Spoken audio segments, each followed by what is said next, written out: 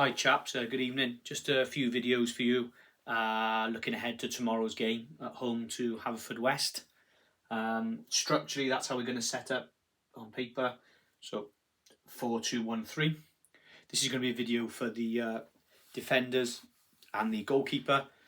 So important that in possession that it becomes a back three. So that's how it's going to look. We'll flip to two midfielders at the box. Left back rolls inside to make the box. To start with, left back will make the box.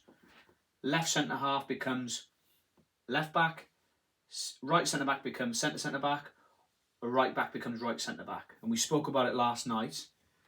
If you're playing up against two strikers, which they played last week, okay, it's important that the back three occupies almost the width of the pitch. So important to make this pressing. To make the pressing runs longer for the two strikers.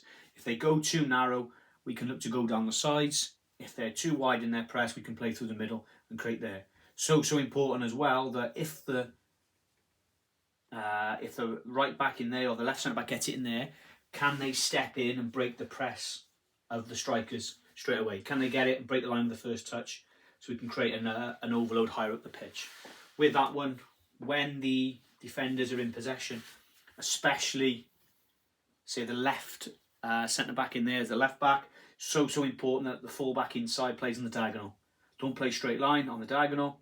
Same in that in there. Opposite midfield, opposite six can play slightly higher.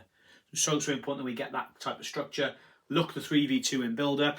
If they press with the front three and it becomes 3v3, then we can look to do a few other things. We can either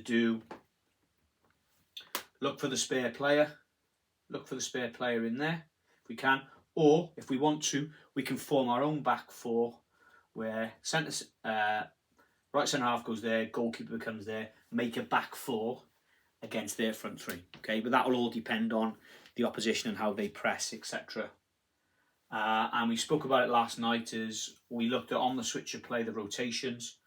So we looked at doing that where when we work the switch of play, say it goes from right to left, naturally in there as it travels. Doesn't have to happen all the time, but try and get it to happen a few times where we can create a little bit of rotation, a little bit of movement to disorganise them. On the switch of play, full back drops into the back line, left centre back and pop into midfield, just enough of a rotation. If we have to switch around the sides, no problem. If not, can we play in there? Or it might be a case that we play in there. It might be a case that they're too worried about our rotations. The opposite six will be the spare player. That's what I want in possession. Enjoy the ball. Good ball speed to switch in circulation. Find the spare player and every time we can, punch the passes into the spare player plays forward.